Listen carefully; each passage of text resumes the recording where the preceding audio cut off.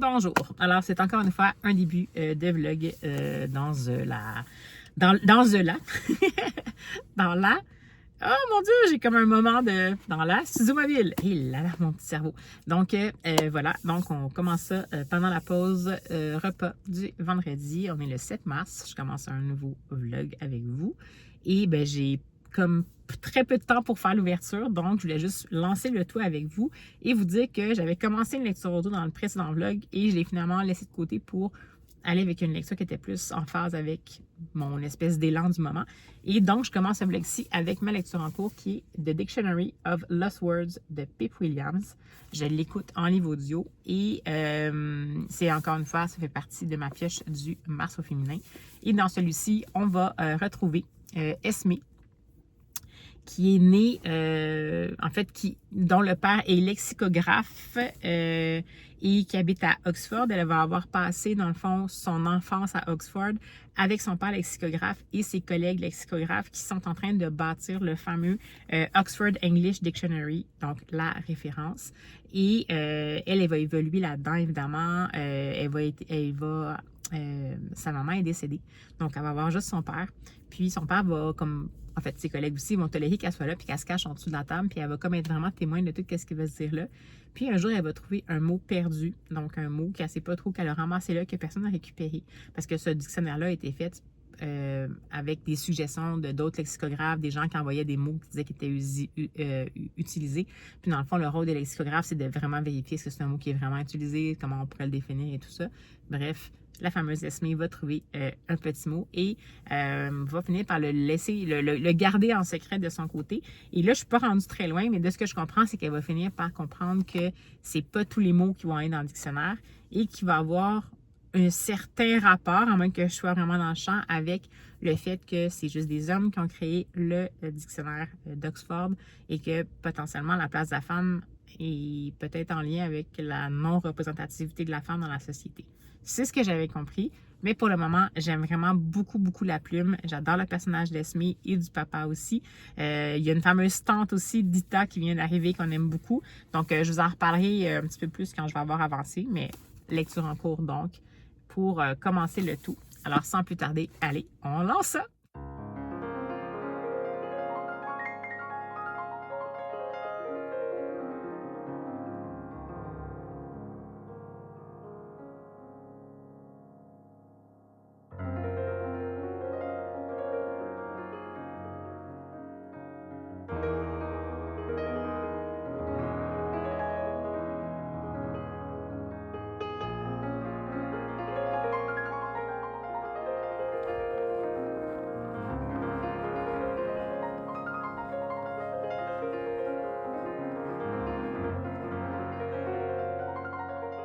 Et bonjour!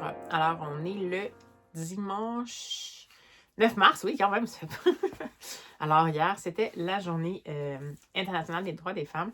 Et vous avez dû voir que je vous ai fait une petite vidéo suggestion de lecture qui me sont venues spontanément. Là, c'est pas exhaustif ou tout, mais j'avais envie de vous en proposer quelques-unes. Donc, si vous voulez, je l'ai mis dans les vidéos YouTube courtes, si ça vous tente. Et même si on est le 9 mars, ben, je me suis dit que j'allais quand même vous parler de quelque chose que c'est très drôle parce que, bon, hier, je suis pas fière d'être allée où je suis allée, mais j'avais des impératifs qui ont fait en sorte que c'était ça ou pas manger. Donc, je suis allée à la grande arche d'or américaine, malheureusement, c'est-à-dire canadienne, mais tout près de chez moi, mais qui est une entreprise américaine. Et je me suis pris un petit repas qui était à toute s'adresse aux enfants. Et je ne sais pas si vous savez que pour ces repas-là, des fois, il peut y avoir des jouets, mais on peut demander sans jouets ou des livres qui sont habituellement, j'en ai déjà présenté un, je pense, des adaptations en plus court de livres de la collection Little People, Big Dreams. Donc, petit quelque chose deviendra grand, je me souviens plus en français. Et la dernière fois, j'avais eu l'histoire d'un alpiniste, je crois. Et là, hier, puis écoutez, je peux vous dire que je pense pas que c'est un effort de la part de l'endroit où je suis allée. C'est juste que hier, ils m'ont remis ça. C'est trop cool. Donc, je vais quand même cacher la publicité. Donc, c'est ici Jane Austen et Maya Angelou rassemblés dans le même opuscule, donc la version adaptée des deux grands formats. J'ai la version pleine, je pense, de Jane Austen quelque part ici. Et ça donne ceci. Donc, je peux être un écrivain inspirant.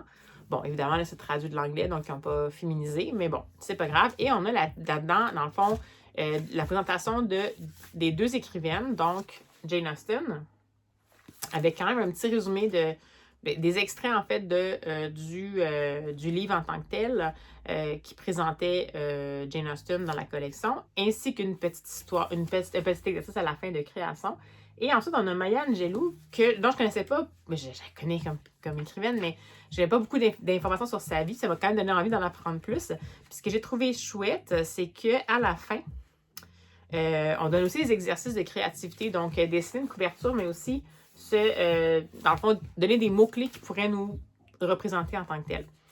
Écoutez, je sais que c'est fait avec une intention, mais je trouve quand même que c'est intéressant d'avoir ça.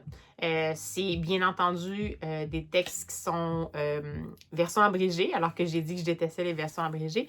Mais dans ce cas-ci, je trouve que c'est intéressant parce que ça donne une piqûre de curiosité. Puis là, ben, c'est juste comique que j'ai reçu ça lors de la Journée internationale de la femme, des droits des femmes, pardon, parce que quand même, Maya Angelou, pour les droits des femmes, a dû quand même être confrontée à ça. Et Jane Austen aussi, parce qu'elle avait été publiée pour son premier roman de façon anonyme. Et c'est fallu que c'est son frère qui a déposé, si je me souviens bien, le manuscrit, parce qu'à l'époque, c'était pas possible pour une femme de faire ça.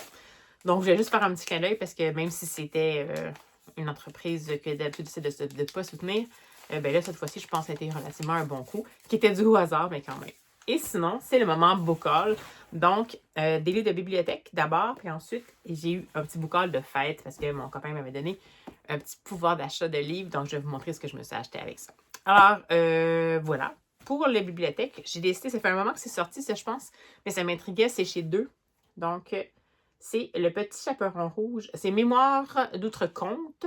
Le Petit Chaperon Rouge, et c'est une relecture qui est proposée par Frédéric Elbas, illustrée par Clémentine Pochon. Et c'est aux éditions 2, comme je vous disais.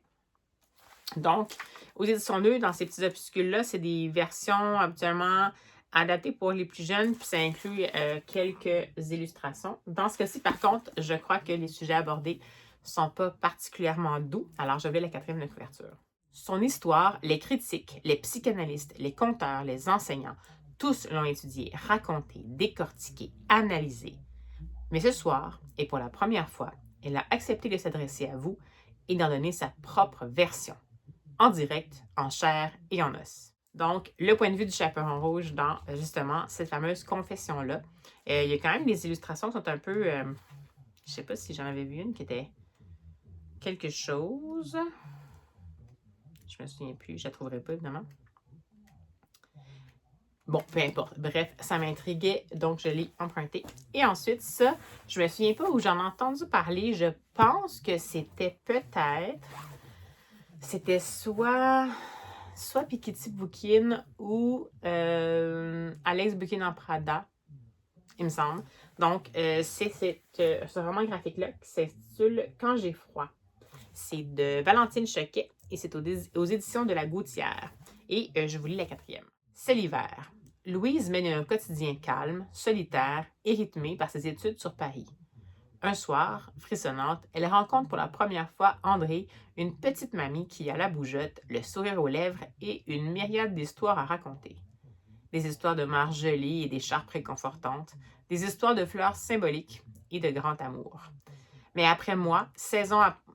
après mois, saison après saison, les deux femmes partagent de doux moments présents et des souvenirs passés. Des souvenirs néanmoins de moins en moins précis.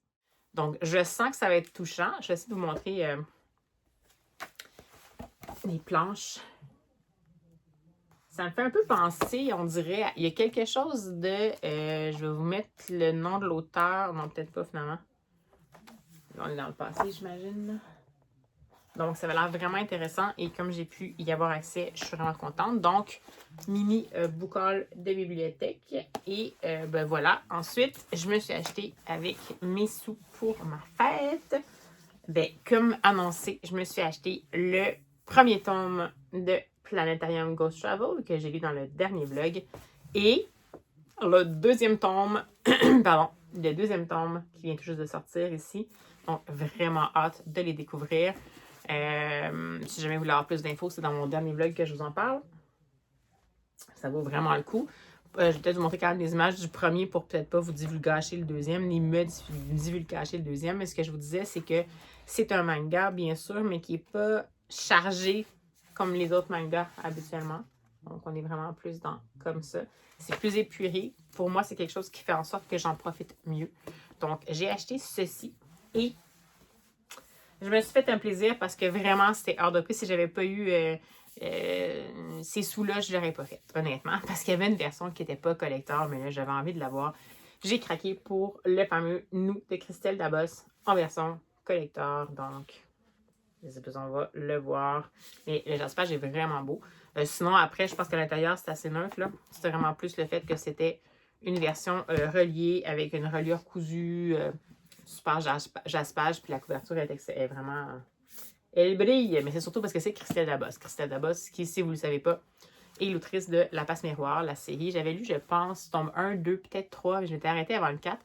De toute façon, les quatrièmes, les gens ont vraiment eu des ressentis qui sont un peu mitigés. J'adore la plume de Christelle Dabos, mais là, on n'est vraiment pas... Elle était plus dans le fantasy la dernière fois, évidemment. Dans celui-ci, si j'ai bien compris, c'est une dystopie. Oui. C'est une dystopie, donc je voulais la quatrième de couverture parce que je l'avais lu, je pense. Fait que c'est pas. Je pense pas que ça va me spoiler. Alors, c'est parti. Tout le monde a un instinct et tout est parfait. L'instinct, c'est écrit ici avec un I majuscule, donc l'instinct est irrépressible et sert le nous. Mais si le jeune Goliath, un protecteur fracassé, sauve des vies, c'est aussi parce qu'il rêve de devenir saint. S-A-I-N-T. Claire, elle, cache derrière son instinct de confidente un secret qui pourrait faire vaciller tout le système. Dans un monde où la bureaucratie instinctive est impénétrable et où les détracteurs du nous œuvrent dans l'ombre, une chose les relie, leurs certitudes vont bientôt voler en éclats. Oh, j'ai trop hâte, vraiment. Puis j'avais vraiment beaucoup aimé les Christelle Dabos, je les avais lus dans les versions à la bibliothèque. Puis j'avais toujours voulu les avoir, puis je les ai pas. Puis là, je me suis dit, ben allons-y, faisons-nous plaisir. Puis c'est super aéré en fait à l'intérieur, là, vraiment, peut-être un choix qui fait en sorte que sans doute le livre est le prix qui était, parce que c'est sûr que ça a dû coûter des gros sous. Donc ça, c'était mes cadeaux d'anniversaire par mon doux qui m'a permis de me les acheter avec le pouvoir d'achat. Donc voici. Puis j'ai pris un petit marque-page gratuit qui était pris par le livre de poche. Je les aime bien. Absolument, c'est un classique. C'est leur fameux Le bonheur est dans les livres. Mais je le trouvais vraiment cute. C'est un recto verso. Je trouvais qu'avec le printemps qui s'en vient, ça pouvait être tout à fait approprié. Alors voilà, c'est seulement ça ici, mon petit coucou de boucage. Je suis encore en train de lire très doucement, en fait, le livre que j'ai juste là, mais je n'ai pas envie de m'étirer. The Dictionary of Lost Words de Pip Williams. Et c'est pas vraiment ce que je pense. Là, je pense que ça commence à aller vers la direction que je pensais, mais c'est clair ma phrase. Donc, c'est pas exactement ce à quoi je m'attendais. Là, depuis peut-être, je sais pas, moi, quelques quinzaines de pages, on vient d'arriver là. Mais en gros, oui, on va suivre cette fameuse Esme-là qui va évoluer autour de son père, qui est lexicographe à Oxford, avec les autres lexicographes qui vont être en train de justement monter les fameux Oxford English Dictionary. Et d'emblée, on va voir que Esme, c'est une fille particulière qui vit dans une cellule familiale particulière avec son père parce qu'elle vit sans maman. Puis son père, il ne sait pas trop, ben, je veux dire, il s'occupe de lui à sa façon. Donc, puis toujours en pensant qu'il n'est peut-être pas légitime de le faire, même si en fait, il fait vraiment son mieux. Et rapidement, Esme va se fasciner justement pour les fameux mots perdus, c'est-à-dire les mots qui sont rejetés par l'équipe qui s'occupe du dictionnaire puis qu'on ne comprend pas toujours pourquoi ils sont rejetés. Et elle va se mettre à les ramasser quand ils tombent par terre puis les prendre. Mais techniquement, elle n'a pas le droit de faire ça. Puis elle va se faire prendre, puis elle va se faire chicaner. Puis c'est sûr que le côté un peu...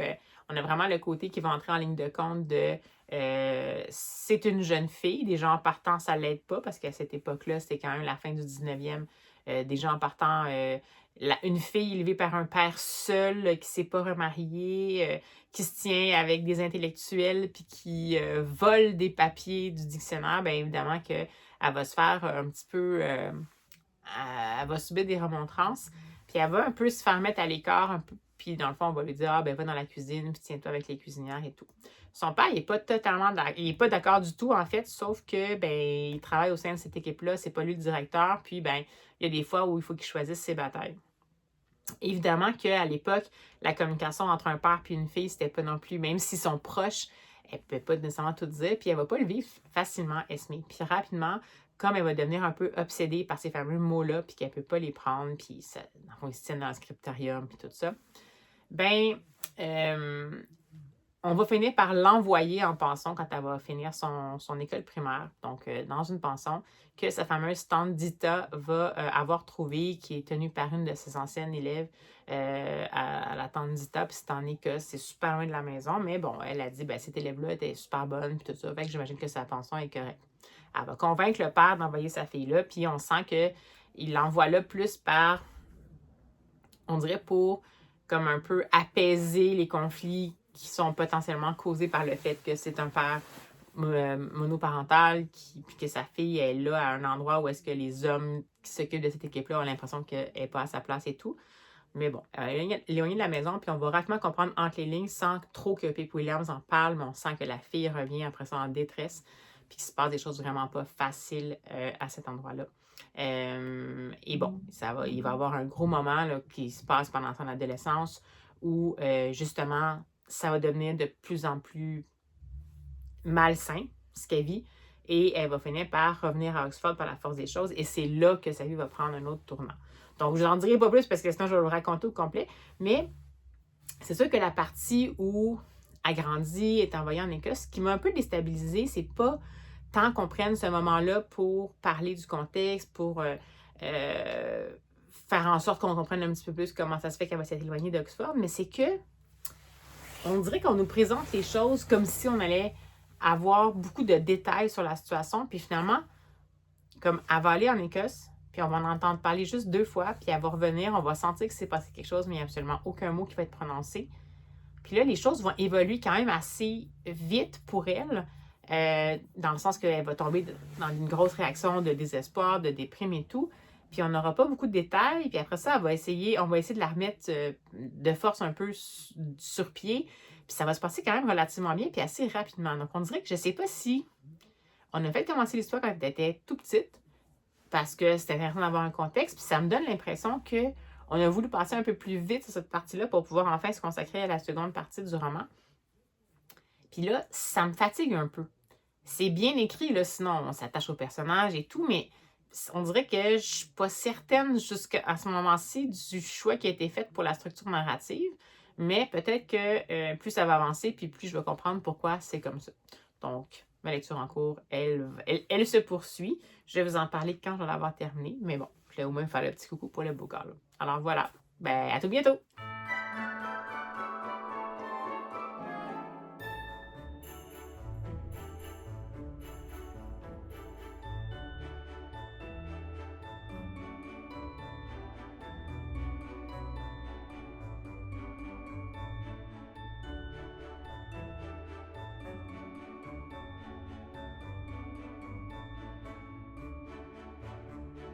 C'est sur midi pour ma meilleure amie, je vais déjà aller faire ça.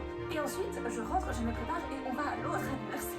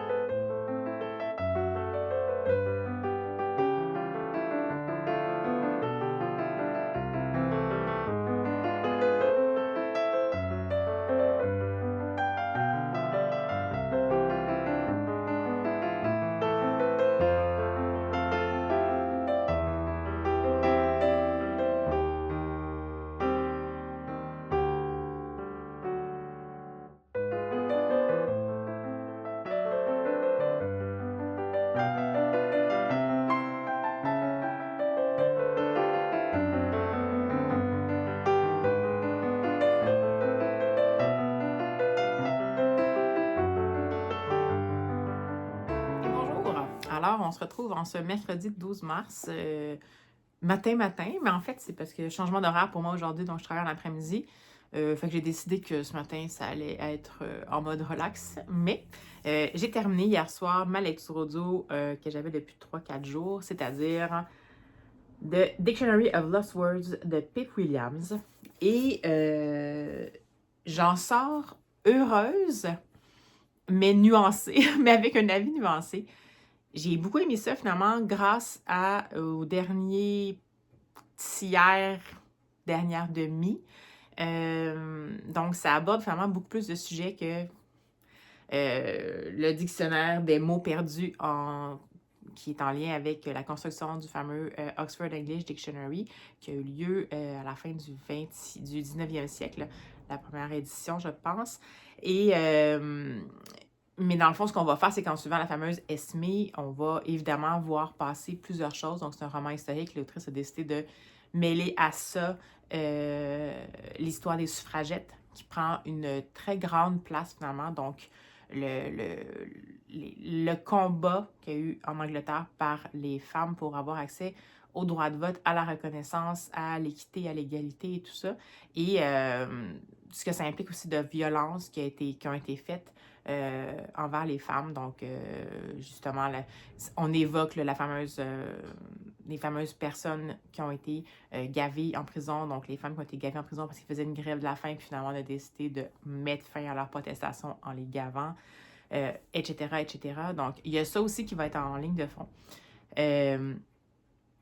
Il y a, qu'est-ce qui va se passer d'autre? La Première Guerre mondiale, l'impact que ça va avoir sur justement le pays, mais bon, bref, plein de sujets historiques comme ça. Et ces sujets-là vont croiser la vie de Esmée. Et ce qui est particulier, puis en fait, quand j'ai finalement écouté la note de l'autrice à la fin, je comprends un peu mieux. Ce qui arrive, c'est que le personnage d'Esmée, pendant tout le roman, j'ai pas réussi à m'attacher à ce personnage-là. Je l'ai trouvé... je sais pas, je l'ai trouvé un peu immature, un peu gnangnan. C'est un personnage qui est en continu, en quête de soi, en quête d'identité, et c'est correct et c'est tout à fait normal. Et elle a eu un contexte où elle a grandi sans mère. Elle avait, comme je vous disais, fait partie d'une famille avec un père qui était singulier, puis tant mieux parce que ça lui a permis de justement pas avoir en plus l'oppression que certaines autres femmes avaient dans leur famille, parce que son père n'était pas nécessairement masculiniste, donc il était quand même ouvert à tout ce qui pouvait se passer. Puis évidemment qu'elle a eu accès à l'éducation par la bande, entre guillemets, pas l'éducation officielle, mais une éducation officieuse. Mais c'est tout au long du roman, ce personnage-là, qui est le personnage principal, entre dans différents cercles qui sont liés justement à soit l'histoire du Oxford English Dictionary, à la grande histoire avec un grand H, et elle a toujours l'air comme dépassée par les événements, à comprendre tardivement, une naïveté que des fois on peut trouver attachante, mais surtout le long du livre, j'ai trouvé que ça tombait un peu dans la naïveté, genre, voire pas victimisation, mais comme je sais pas quoi faire, comment je vais faire et tout ça. Puis ça m'a vraiment agacée. Donc c'est plate parce que c'est le personnage principal. Là, vous allez me dire, ben, pourquoi tu me dis que tu as aimé ça? Et j'ai aimé ça parce que j'ai adoré les personnages secondaires. Donc, thank God, il y a eu des personnages secondaires. Et quand j'ai, comme je vous disais, entendu la note de l'autrice, c'est que dans le fond, les personnages secondaires sont pour la plupart des personnages qui ont déjà existé et qu'elle a essayé d'insérer de façon la plus cohérente possible en faisant évidemment de la fiction avec leurs interactions, leurs paroles et tout, mais c'est des personnages qu'on sentait qui étaient en chair et en os. Donc, c'est spécial parce que c'est comme si c'est juste ces personnages-là, pour moi, qui étaient crédibles. Et alors que je ne savais pas du tout quand j'ai lu, bien, je me doutais qu'il y avait des personnages historiques, mais je n'avais pas identifié lesquels étaient potentiellement des personnages historiques. Donc, entre autres, la fameuse tante Dita, qui est super intéressante, qui est une des personnes qui a fait justement qui a fait une forte contribution de façon volontaire au Oxford English Dictionary, malgré le fait que c'était une femme qui habitait avec sa sœur, qui était plus progressiste, qui qui n'était pas nécessairement dans le mouvement des suffragettes, mais qui, juste par sa façon de vivre, sa façon de penser, était déjà en mode ouverture et tout. Les personnages qui ont travaillé, dans le fond, dans le scriptorium, potentiellement avec le père de Esme, les gens qui travaillaient à la presse. Donc, et d'ailleurs, il y a une petite romance qui va arriver là-dedans. Puis, même la romance en tant que telle, qui est vraiment très slow burn, c'est pas nécessairement l'accent n'est pas nécessairement mis là-dessus. Même la romance a fait en sorte qu'on s'attache plus à l'intérêt romantique d'Esme qu'à Esme parce qu'il a l'air plus. Il a quasiment l'air plus féministe qu'elle. C'est correct, c'est à la limite peut-être que c'est crédible parce que dans le fond, c'est pas. Quand c'est arrivé ce mouvement-là, les gens ne savaient pas nécessairement comment se positionner.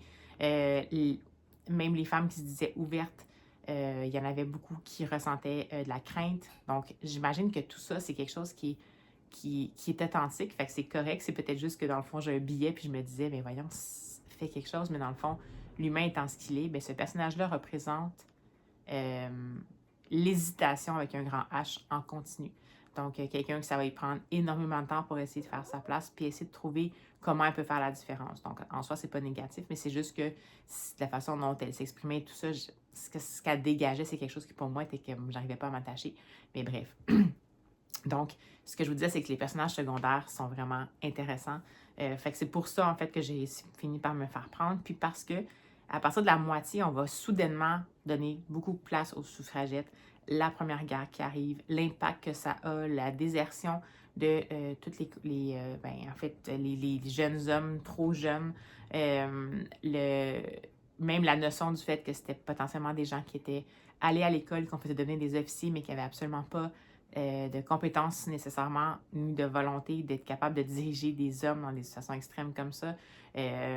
Donc, il y a quand même le côté aussi qui est là beaucoup. C'est sûr que le personnage principal, c'est Esme, puis c'est quelqu'un qui n'est pas allé justement à l'université, mais qui a une super grande expertise qu'on n'a pas reconnue. Même chose pour son intérêt amoureux, on va se rendre compte à la longue que lui va être parti justement à partir du bas de l'échelle et on va avoir reconnu son expertise au fur et à mesure et il va finir par être fait, lui, officier grâce à des pressions de gens qui sont intellectuels en disant lui, il a qu'est-ce qu'il faut pour être officier parce que si vous l'envoyez à la guerre, envoyez-le pas juste dans l'infanterie parce que c'est quelqu'un qui vraiment va être capable de bien prendre soin d'en faire des hommes, de bien les former, de s'assurer. Fait que c'était tout ça, c'était intéressant. Voyez-vous, c'est ce qui me reste en tête. Quand j'ai terminé ce livre-là, c'est ce qui me reste en tête. Dictionary of Lost Words, tout le long, on se demande ce qu'elle va faire avec ça. Et bon, ça se règle vers la fin. Si vous lisez, accrochez-vous, dans l'épilogue, la boucle se boucle. Puis c'est une boucle intéressante. Mais, ah oui, il y a quand même une partie aussi, je l'ai sauté, mais c'est super important. Une partie aussi de tout ce qui était, c'est en lien avec les droits des femmes. Avoir des enfants hors mariage, le fait que le poids revenait à la femme de faire quoi que ce soit, et elle avait le choix entre une faiseuse d'ange dans le fond d'une ruelle ou avoir un enfant puis ne pas le garder, puis le côté aussi que même si on ne garde pas un enfant, on reste toujours avec une blessure. Donc ça a été quand même bien mis de l'avant aussi, puis c'est comme une grande partie du roman, je ne vais pas trop en divulguer, mais une grande partie de la première partie du roman, donc c'est juste que j'ai comme eu l'impression que cette première partie-là, elle s'est éternisée. Comme de toute façon, le personnage principal, au début, on pourrait se dire, ben ça s'est éternisé, mais dans le fond, c'est pas qu'on comprenne mieux le personnage principal, puis qu'on finisse par s'attacher. Mais comme on finit jamais vraiment par s'attacher au personnage principal, j'ai l'impression qu'on aurait peut-être pu passer un peu moins de temps sur cette partie-là. On aurait quand même été en mesure de bien découvrir les personnages secondaires qui sont notre ancrage de bonheur dans ce livre-là, parce que ça nous permet d'avancer justement avec les liens historiques et tout. Sans nécessairement c'était comme un atermoiement sans fin un peu cette partie-là. Mais moi, je me suis vraiment accrochée pendant cette partie-là au sujet qui était abordé, donc c'est ça qui m'a comme un peu permis de garder mon intérêt. Par contre, à partir de la deuxième partie, j'ai pas eu besoin nécessairement de faire abstraction du personnage principal. J'avais déjà comme un peu mis ça de côté, puis je me focusais vraiment sur le restant, puis les péripéties s'enchaînent quand même, les références aux événements historiques s'enchaînent quand même, et tout est inextricable. Donc, au niveau sociologique, quand on lit ça, c'est super intéressant. Fait. Écoutez, j'ai aimé ça. C'est une sélection du Reese's Book Club. Oui. Moi, j'en sors un peu sur ma fin. Donc, j'aurais vraiment beaucoup aimé que le personnage principal soit plus ancré qu'on ait plus la possibilité d'y croire, même si ça représentait quelque chose qui existait à l'époque. C'est difficile quand on a un personnage principal auquel... C'est pas qu'on le déteste du tout, c'est juste qu'on a des fois le goût de dire, mais t'as des opportunités, prends sur toi, essaye de, tu sais. Elle a tellement un bon réseau, ce personnage-là. Elle a des gens autour d'elle qui sont super inspirants. Puis c'est sûr qu'on peut pas... Ça reste humain de dire que chaque personne va aller à son rythme, mais son rythme est tellement lent que comme lecteur, pour nous autres, ben c'est sûr que c'est peut-être authentique, mais c'est pas... Ça faisait en sorte que moi, j'ai décroché vraiment plusieurs fois. Je me suis même posé la question. Je voulais pas y retourner. Pendant la première partie, j'avais pas envie d'y retourner. À partir du moment où je suis arrivée à la moitié, là, j'avais envie d'y retourner, mais sinon, j'avais pas envie d'y retourner, donc c'est pour vous donner un petit peu une idée. Donc, bref, celui-ci, c'est une lecture que j'avais mis quand même dans ma pièce à lire du Mars au féminin. Donc, je l'ai terminé en tant que roman historique. Et en tant que roman historique, si on fait abstraction du restant, c'est intéressant. C'est pas approfondi. Il y a ça aussi qui m'a un peu manqué, c'est qu'on va évoquer beaucoup de choses, puis finalement, on l'abandonne un peu en chemin, donc c'est dommage, parce que c'est un petit peu plus comme si on piquait la curiosité du lecteur, puis on disait « Ah, tu vois, je l'ai mis ça là, ça fait que ça va maintenir ton intérêt, mais après ça, on va pas nécessairement au fond. » On va... donc, une petite maladresse. Il y a une maladresse au niveau de la construction, ça, c'est sûr. Les personnages, ça va, mais le personnage principal, c'était moyen, donc il y a quand même quelques petites maladresses. Mais bref, voilà pour ma lecture. Sinon, hier, j'ai reçu un livre que j'avais fait en précommande, que j'ai reçu. Et c'est le tout nouveau Sophie Gagnon-Roberge, tout neuf, donc dans la série Petit meurtre entre amis, qu'elle met de l'avant chez Les Malins. Donc, c'est le second tome, comme je vous disais, de la première. Le premier tome, je me souviens plus c'était quoi. Le sous-titre. Celui-ci, c'est Mensonge, le premier tome. Ah, je l'ai pas... mais bref, peu importe.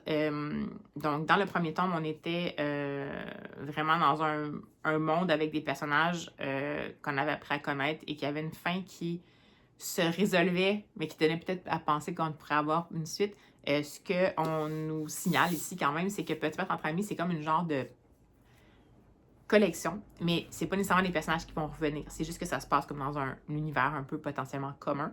Et que, bien évidemment, le thème, c'est qu'il y a toujours des petits meurtres entre amis. Donc, ça le dit dans le mot. Ça le dit dans le mot, Marie-Soleil. Ça le dit dans le titre. Puis, bien, je vais vous lire la quatrième couverture. On part toujours sur quelque chose qui est très...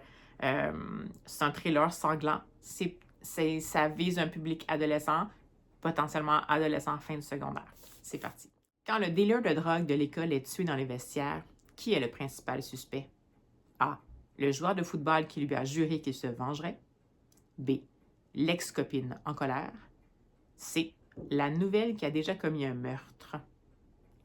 Ce sujet-là est entouré. Et dire qu'elle comptait passer inaperçue. Donc, ça a l'air vraiment intéressant. Je vais sans doute m'y plonger dès maintenant. Parce que en plus, il est assez aéré à l'intérieur, là. Donc, il a l'air assez rapidement. Comme là, j'ai un peu de temps ce matin, je pense que je vais essayer de m'y plonger. Voir à quel point je vais être capable de lâcher ça avant d'aller au travail. Je ne sais pas trop, mais j'ai bien hâte. Fait que si vous ne connaissez pas, Sophie Gagnon-Roberge, c'est une autrice qui a écrit chez Les Malins là aussi 2 opus, je crois, si je me souviens bien, chez Héritage dans la collection unique, celle dont je parle souvent que j'adore, qui est une collection de romans en vers libre pour ados qui aborde des sujets assez chocs. Donc, pour des émotions fortes, entre guillemets, mais j'adore vraiment. Et Sophie Gagnon-Roberge, c'est Sophie Lee. Donc, si vous la connaissez, vous devez la connaître pour son site sophielie.ca, mais aussi c'est une conférencière, c'est une ancienne enseignante au secondaire et qui fait de sa vie, son objectif, en fait, de sa vie, c'est de faire lire les ados. Donc, arriver à faire en sorte que les ados trouvent qu'est-ce qu'ils ont envie de lire, puis soient intéressés par des piqûres lecture et tout ça. Puis elle fait ça avec brio, donc on l'a plus connue dans cette sphère-là. Donc plus, comme je vous disais, médiation littéraire, éducation et tout. Mais c'est une autrice et ma foi, quelle plume. Alors je vais vous en parler quand je vais l'avoir terminée. Mais je vais juste vous dire que c'était arrivé dans ma petite bibliothèque de la maison et je sens qu'il ne restera pas super longtemps sur mes rayonnages. Alors, allez, je vous dis à tout bientôt avec cet éclairage qui change sans arrêt. Désolée, c'est le matin. Mais voilà, on se dit à tout bientôt. Hey, bonjour. Alors, on se retrouve pendant ma pause repas en mode studio mobile. Parce que, en fait, j'ai pas eu le temps de vous en parler hier, mais hier, j'avais un horaire différent. J'ai commencé ce livre-là en me disant je vais juste en lire quelques pages et ben finalement je l'ai lu d'un coup. Je l'ai lu d'un coup, j'ai pas pris de respiration et quelle excellente lecture. C'est mon tome préféré dans la série. C'était excellent, parfait. J'ai rien à dire à part wow! Vraiment excellent. J'ai tout aimé là-dedans. Premièrement, la construction est vraiment habile. On est vraiment en mode thriller, en mode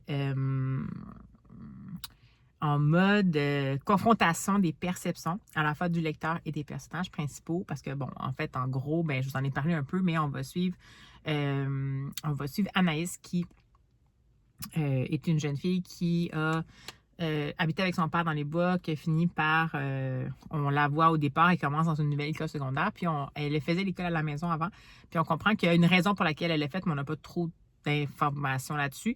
Puis, dans le fond, elle se prépare à aller dans une école secondaire où son objectif premier, c'est de se fondre dans la masse.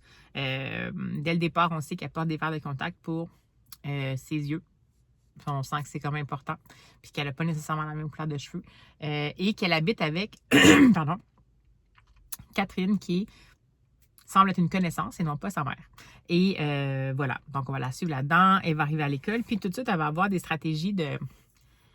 pas juste d'adolescente de 15 ans qui veut essayer de s'intégrer sans trop faire de vagues, mais d'adolescente de 15 ans et d'humain en mode survie. C'est-à-dire qu'on va comprendre que c'est pas qu'elle veut tant s'intégrer sans faire de vagues, c'est qu'il faut qu'elle s'intègre sans faire de vagues pour sa sécurité. On va vraiment avoir le point de vue, toujours du point de vue de Anaïs. On va comprendre que son père s'inquiète beaucoup pour elle, même si c'est à distance, qu'elle vit des choses, mais qu'elle ne sait pas trop si elle peut faire confiance à Catherine chez qui elle habite ou elle ne veut pas non plus inquiéter son père. Et on comprend qu'elle a été très tôt mise devant le fait qu'elle avait été là lorsque sa meilleure amie à 9 ans était morte. Donc, on comprend qu'elle a donc été mise confrontée avec ça. Et par la suite, il y a eu un procès et tout, puis elle a été soupçonnée. Donc, et dans tout ça, cette jeune fille-là, ce qui s'est passé, c'est qu'elle a eu des moments d'absence de mémoire et dès le départ, on ne sait pas qu'est-ce qui s'est passé. On ne sait pas, elle-même ne sait pas qu'est-ce qui s'est passé. Est-ce qu'elle est une meurtrière ou pas? Donc, on parle là-dessus. Et ben, coudonc, dans cette école secondaire-là, à un moment donné, il y a des morts qui vont finir par arriver. Et évidemment, que la jeune fille, qui a déjà un contexte particulier, dont on ne connaît pas tout nécessairement dès le départ les détails, va se retrouver dans cette situation-là. Et là, eh bien, évidemment, on va sentir la crainte. Parce que ce qui s'est passé avant a comme un potentiel de se repasser. Donc, voilà, j'en dirai pas plus, mais vraiment, Sophie Gagnon-Roberge, donc vraiment, je vous dis, celui-là, je trouve qu'elle est, la plume de Sophie Gagnon-Roberge est à son summum. C'est maîtrisé, c'est, comme je vous dis, construction habile, les personnages qui sont rapidement mis en place, auxquels on s'attache vraiment, très diversifiés, mais tellement comme crédibles, des personnages qu'on aime haïr, des personnages qu'on trouve un peu singuliers, puis toujours des personnages qui sont autour d'Anaïs, auxquels on s'attache, puis qu'au bout du compte, pendant plein de fois dans le roman, on va se dire « OK, mais sont-ils vraiment gentils, ce monde-là? » Parce que dans le fond, le nœud de ce roman-là, c'est est-ce qu'on peut se fier à nos propres perceptions comme lecteur? Est-ce qu'on peut se fier aux perceptions d'Anaïs? Est-ce qu'Anaïs peut se fier à ses propres perceptions? On est un peu là-dedans. Donc, en fait, on doute complètement pendant tout le roman. C'est super prenant. En même temps, ça se passe quand même à hauteur de yeux d'adolescente qui semble quand même avoir vieilli trop vite en raison du contexte. Donc, elle a quand même des réactions, des questionnements un peu plus d'adulte presque, parce qu'on sent qu'elle a été confrontée à quelque chose assez rapidement, mais en même temps, ça reste une adolescente pleine d'émotions, dans une situation où elle essaie d'avoir le contrôle, mais en même temps, elle ne contrôle pas tous les facteurs, puis qui, dans le fond d'elle, voudrait peut-être avoir créé des liens, avoir une certaine normalité, mais qui ne se trouve pas dans une situation où ça peut se passer. On va découvrir à la fois des ados super, des adultes importants, des adultes qui vont finalement un peu rebrasser les cartes. On va être tendu, on va être remué, on va être pris par la main, puis après ça, complètement secoué dans tous les sens par les émotions qui vont être mises de l'avant par le personnage principal. J'ai adoré ça. Comme je vous dis, personnage vraiment super crédible, belle variété. Et ce qui est particulier, c'est que c'est un thriller, donc par défaut, on se dit c'est un thriller, c'est sanguinolent, potentiellement, parce qu'il y a des morts. Dans ce cas-ci, par contre, on n'est pas nécessairement dans le sanguinolent, mais on est dans le thriller, on est dans le thriller psychologique, on est dans le thriller qui vient jouer dans les émotions, qui vient jouer dans nos certitudes. Puis on se dit, ben, ça va être sombre, ça va être sans issue, parce que on sent bien que le contexte de la jeune fille est déjà hors norme, puis que ça semble être quelque chose qui est sans issue. Mais ce qui est particulier, c'est que même si, globalement, j'essaie de ne pas vous en révéler, tout ça c'est compliqué, oui, ça reste quelque chose de sombre, de triste, mais il y a comme quelque chose de lumineux là-dedans. Il y a comme quelque chose qui scintille. À travers tout ça, il y a quelque chose qui scintille. Puis ce qui scintille, c'est, on dirait, la part d'humain, la part de bienveillance qu'il peut avoir chez un humain, peu importe le contexte, puis peu importe l'a priori qu'on pourrait avoir par rapport à ce ou ces humains-là. Donc ça, moi, ça m'a touchée parce que vous me connaissez, quand c'est sans issue complètement, je ne suis pas toujours capable de le recevoir. Mais là, il y a quelque chose qui se passe. En même temps, c'est pas non plus une fin hollywoodienne, c'est pas nécessairement quelque chose qu'on se dit « Ah, ben finalement, on vous a joué un petit tour, puis là, tout se boucle, puis tout est beau. » C'est pas ça. Mais c'est particulier, puis c'est particulièrement, peut-être pas audacieux, mais c'est particulièrement habile. Je trouve que Sophie Gagnon-Robert, j'ai réussi à comme tricoter ça entre ses lignes, à travers sa plume, dans son souffle. Puis je trouve que c'est comme hyper important parce que en dehors du fait que c'est un thriller qui va avoir des morts, il va avoir aussi des réalités qui peuvent se passer à l'adolescence, mais qui peuvent toucher, peu importe, l'humain. Des réalités très dures. Je ne suis pas sûre que je vais vous mentionner qu'il y a des trigger warnings, mais il pourrait en avoir, mais c'est parce que je ne peux pas vous dire vraiment lesquels, mais sachez que c'est quand même quelque chose qui peut susciter peut-être chez certaines personnes qui ont une certaine fragilité, peut-être une réaction. Mais c'est tellement bien approché, c'est tellement bien présenté au lecteur, c'est tellement bien, c'est présenté un peu en mode ombre et lumière, en mode ajouré. Donc, on le comprend un peu entre les lignes. Donc, c'est pas non plus dans notre face. Donc, je pense que moi, je suis un bon repère de personnes qui ont absolument un peu de difficulté quand c'est intense. Que ça m'est comme imposé dans le visage puis que j'arrive pas à respirer. Dans celui-là, c'est pas comme ça. Fait que c'est pour ça que je me permets de pas les mentionner parce que ça fait quand même partie un peu aussi de toute la structure. Un thriller, si on divulgue les traumavertissements, des fois, bon. Mais vraiment, là, complètement subjuguée, complètement. Coup de cœur total. J'avais vraiment beaucoup aimé le tome 1. J'étais super enthousiaste, si vous vous souvenez. D'ailleurs, je vais essayer de retrouver dans quel canet de lecture je vous en avais parlé, puis je mettrai peut-être dans le petit i, là. Mais maintenant, avec ce deuxième-là, je trouve qu'il est encore plus accompli. Je sais pas, peut-être que ça a juste joué plus dans des choses que je pensais pas que je pouvais aimer encore plus ça. Mais là, je vous dis, puis peut-être que je me trompe, il est un petit peu plus court. Ça se lit tout seul. Je l'ai lu, j'ai quand même un bon rythme de lecture, là, mais je l'ai lu en comme moins de 2 heures. Mais tu sais, c'est super aéré. Donc, puis je vous dis, oui, techniquement, ça vise potentiellement, ça met en scène des adolescents. Ça peut potentiellement viser une clientèle adolescente. Mais moi, comme adulte, je me suis pas sentie en reste du tout. J'ai pas l'impression qu'on a pris le lecteur pour quelqu'un de pas intelligent. Au contraire, c'est une des forces aussi de Sophie Gagnon-Roberge. Donc, dans cette optique-là, peu importe en fait l'âge qu'on va lire, là, je suis peut-être pas trop jeune, là, parce que c'est quand même des sujets qui sont plus difficiles. Mais je veux dire, même si on est des adultes, on n'a pas l'impression que c'est trop en surface. Donc, vraiment, là, allez-y. Puis à la limite, comme je vous expliquais, c'est en effet une série. C'est comme des romans dans l'univers de, comme je vous disais, donc dans l'univers de Petit meurtre entre amis. C'est qu'on va retrouver, de ce que je comprends, peut-être que je suis dans le champ, mais de ce que je comprends, c'est qu'on va retrouver des romans qui présentent les mêmes caractéristiques, c'est-à-dire que ça va être des ados qui vont mener le bal. On va être dans des moments où ils vont être confrontés à des choses qui sont très haletante et sombre. Donc, on n'a pas peur de se dire que comme c'est des ados, il ne peut pas leur arriver des choses terrifiantes là-dedans. Là, je parle pas de horreur, mais bon, on est quand même dans les meurtres. Ça s'appelle quand même petit meurtre entre amis.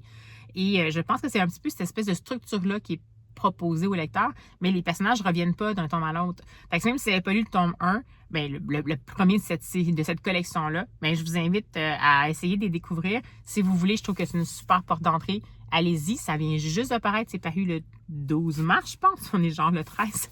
Moi, je l'ai lu la journée de la parution officielle, je pense, puis j'ai déjà un coup de cœur au compteur. Mais allez-y, c'est chez Les Malins. Pardon. C'est chez Les Malins. Puis, quand même, chez Les Malins, bon, éditeur québécois, autrice québécoise, mais qui partage quand même son temps entre les deux côtés de l'Atlantique. Mais surtout, Plume là-dedans, là, qui m'a complètement soufflé. Complètement. Fait que, attendez pas. Hein? Voilà, Petit meurtre entre amis, mensonge. Donc, le deuxième dans la collection, par Safi Gagnon-Roberge. Et, mais voilà, donc là, en plus, c'est une autrice, donc même si c'était pas dans mon Mars au féminin, elle fera partie éventuellement quand même de mes lectures de Mars au féminin. Elles seront comptabilisées. Par contre, je dois dire que je dévie un peu de mon Mars au féminin parce que là, il y a une lecture qui est sortie en livre audio à laquelle j'ai accès par une plateforme qui est française parce que ici, c'est pas encore rendu. Et c'est le nouveau Mathias Malzieu. Et puis là, ben, je sais que Mathias Malzieu n'est pas une femme. Mais j'ai considéré que la plume de Mathias Malzieu avait une sensibilité qui n'était pas à enfermer dans un genre. Donc, je me suis dit, pourquoi pas? Allons-y avec Mathias Malzieu. C'est son dernier livre qui s'appelle « L'homme qui écoutait battre le cœur des chats ». Et je l'écoute en audio. C'est lu par Mathias Malzieu. J'avais déjà écouté un livre audio lu par Mathias Malzieu et j'étais moins certaine de sa narration. Puis ça me surprenait parce que c'est quelqu'un qui fait des spectacles, c'est un musicien et tout. Puis on dirait que je sais pas trop, c'est comme un peu neutre. Mais là, celui-là, il est excellent. C'est parfait. Pour moi, c'est exactement, je vais rechercher le même plaisir que j'ai à écouter Daniel Pénac me raconter ses propres mots. Là, Mathias Malzieu nous raconte ses propres mots, puis c'est super touchant. C'est l'homme qui écoutait battre le cœur des chats, c'est l'histoire d'un couple qui habite sur une péniche sur la Seine et qui a 2 chats, June et Tornado. Et même s'il l'appelle June, parce qu'on est quand même en France. Donc, June, comme June Carter, et Tornado. Et June, c'est une chatte plus âgée et Tornado, c'est un petit chaton. Et il s'avère que ce couple-là, on comprend qu'ils ont vécu, en fait, un deuil périnatal. Donc, en fait, oui, en fait, donc une fausse couche, puis qui a failli être fatale pour la femme. Et c'est un couple qui n'a pas les mêmes espoirs par rapport à la parentalité. Donc, l'homme veut des enfants, la femme était comme un peu mitigée, mais après tout ce qui s'est passé là, elle est comme pas envie d'en avoir. Puis on comprend que les chats sont un peu leurs enfants, pas de remplacement parce que ça peut pas, là, mais bref. Et ce qui est particulier dans cette histoire-là, c'est que ça va être narré du point de vue des 2 chats. Donc, de June et de Tornado, ça va être leur point de vue sur les humains. Et dans celui-là, on va les voir comment ils comprennent à demi-mot qu'est-ce que les humains vivent, qu'est-ce qu'ils pensent qu'ils ont besoin. En même temps, il reste des chats qui ne sont pas nécessairement des animaux qui sont super comme nécessairement volontairement câlins et tout. On n'est pas dans les chiens, ils n'ont pas besoin des humains, mais tu sais, bon, ils font un peu des efforts. Et ça va se dérouler alors qu'on découvre que Tornado a une condition, donc une maladie, qui malheureusement arrive quand même assez fréquemment pour les chats, une péritonite, je pense, je me souviens plus trop, puis c'est quelque chose qui est fatal. Habituellement, on va recommander malheureusement l'euthanasie pour éviter que le chat souffre. Et on va les voir en fait se débattre, surtout le monsieur, pour essayer de sauver Tornado. Mais c'est tellement bien écrit, c'est vraiment la poésie de réalisme magique de Mathias Malzieu qui me fait vraiment beaucoup penser à un peu plus l'ambiance de Le plus petit baiser jamais recensé qu'on avait retrouvé. Là, parce que dans les différents romans, ça n'a pas toujours été le même niveau de poésie, de réalisme magique. Là, dans celui-là, on est vraiment là-dedans. Puis vraiment, les points de vue des narrateurs, que ce soit des félins, c'est tellement excellent. Puis c'est pas... Les félins nous disent eux-mêmes qu'ils ne parlent pas vraiment. Donc, on n'est pas dans l'anthropomorphisme exactement, mais c'est comme s'ils se prêtent au jeu eux-mêmes de se dire on peut communiquer. Fait que je sais pas, c'est super intéressant. C'est un livre audio très, très court que je vais terminer sans doute aujourd'hui puisque je veux en profiter. Puis c'est sûr que dès qu'il va arriver au Québec, j'ai failli me le commander en avance, mais je vais patienter puis je vais encourager des librairies québécoises. Mais dès qu'il va arriver au Québec, il est censé arriver à mi-avril, le livre en papier, puis à moins vraiment qu'il y ait un revirement de situation majeur, mais c'est sûr que je vais me l'acheter. Donc, il va faire partie de mes étagères. Je sens que ça va être un livre que je vais potentiellement semer à tout vent. C'est un livre qui est très remuant, ça aborde vraiment le deuil sous toutes ses formes. Le deuil, le deuil d'un enfant, le deuil d'un parent qui perd un peu, comment il disait ça, c'était tellement beau, dont la mémoire s'évapore. C'est beau, hein? C'est triste, mais c'est beau. Le deuil d'un désir, par exemple, dans un couple, quelqu'un qui veut un enfant, l'autre qui en veut plus. Tout ça en même temps, bref, mais tout ça sous couvert de... C'est pas du tout... Ça ne nous tire pas par le bas. C'est quelque chose qui est feel good, mais qui est pas feel good gnangnan, qui est juste comme... Ah, c'est comme enveloppant, c'est bienveillant, mais en même temps, c'est pas dégoulinant de genre jovialisme. En tout cas, c'est tellement bon. Fait que j'ai vraiment hâte d'y retourner, puis je vais vous en parler dès que je vais l'avoir terminé. Ça va sans doute être la dernière lecture du vlog, puisque je pense que le vlog est quand même assez considérable en ce moment en durée. Mais ben voilà, je vais juste vous dire où j'en étais. Fait que je vous reviens dès que j'ai terminé celui-là, puis je vous en reparle. Mais ben voilà. À tout bientôt! Bonjour! Alors, je vous reprends rapidement. Nous sommes le vendredi 14 mars, mon Dieu. Moi et ma notion du calendrier ces temps-ci. Donc, voilà. Et comme vous le voyez, je m'apprête à commencer le boulot et j'ai terminé finalement la lecture audio que j'avais entamée, dont je vous ai parlé, le fameux Mathias Malzieu. Et c'était aussi envoûtant, doux, inspirant, mais en même temps triste, remuant, puis en même temps fantaisiste, puis en même temps puis en même temps tout simple. Donc, tout ça en même temps. Je pourrais peut-être pas vous dire beaucoup plus sur qu'est-ce qui s'est passé parce que ce que je vous ai décrit, je pense que c'est une bonne piste pour commencer. Et bien entendu, avec Mathias Malzieu, il faut toujours s'attendre à ce qu'il y ait des petites fantaisies littéraires, des petites coquineries de stratégie, de rédaction et de construction. Et jusqu'à la fin, en fait, dans le fond, on est invité à accompagner le personnage, en fait, à accompagner cette espèce de bulle de famille-là qui habite sur la péniche. Donc, le fameux, on l'appelle l'homme à vibris, puis je pense que c'est les moustaches des chats, je crois. Donc, les chats l'appellent l'homme à vibris, puis la conjointe, il l'appelle la femme, la grande griffue, là, je me souviens plus, je pense que c'est ça. Puis, donc, c'est comme ça qu'ils sont appelés, mais bref, cette espèce de duo-là, de le couple et les deux chats qui habitent sur une péniche. Et on va les suivre au fur et à mesure, puis comme je vous dis toujours, avec les points de vue alternés à hauteur de chat et à hauteur d'âme surtout, et à hauteur de dialogue intérieur. Et vraiment, ça va aborder sans surprise et jusqu'à la fin, et ça va... ces thèmes-là vont aussi faire en sorte que, en valsant ensemble, on va comprendre un petit peu mieux. Je ne sais pas comment vous en parler sans trop vous en divulguer. À comprendre un peu mieux l'astuce puis le talent, en fait, de Mathias Malzieu, qui finalement va avoir mis de l'avant une certaine stratégie littéraire pour nous permettre de passer ce moment de lecture-là qui est tellement mémorable, tellement doux, en même temps tellement accueillant, mais qui permet de susciter vraiment la réflexion à tous les niveaux, puis je pense à toutes les... C'est universel. Donc, même si, comme je vous disais, ça va aborder, bon, le deuil en général, mais ça va aussi aborder la maladie, le lien avec un parent malade, l'accompagnement de quelqu'un qui est malade, donc l'espèce de notion du proche aidant, la parentalité, autant du côté du désir de paternité, du désir de maternité, les potentiellement clivages qu'ils peuvent avoir par rapport à la parentalité ou au souhait de parentalité dans un couple, et le respect qu'on finit par avoir, puis qu'est-ce que ça peut avoir comme impact sur le couple aussi. Donc, tout ça est là. Puis tout ça, même si ça a l'air d'être des sujets qui sont pas légers, grâce à Mathias Malzieu, c'est comme s'il fait toujours... Il nous propose toujours des meringues de sujets. Donc, c'est toujours moussé avec fantaisie, mais en même temps, jamais trop sucré. C'est toujours juste bien dosé, bien amené pour qu'on soit capable de justement en profiter pleinement, tout en se permettant d'avoir une petite réflexion en arrière-plan. Donc, j'ai vraiment adoré ça. C'est censé, comme je vous disais, paraître à la mi-avril. Ratez pas cette sortie-là. Ça vaut vraiment la peine. C'est beaucoup plus que qu'est-ce que ça peut laisser paraître. Puis autant, comme je vous dis, au niveau des sujets abordés, de comment ils sont abordés et surtout du style littéraire. C'est sûr que c'est un habitude de Mathias Malzieu, vous savez qu'il y a un certain style littéraire, mais vous savez aussi qu'il nous amène toujours à un endroit où on ne pensait pas nécessairement aller.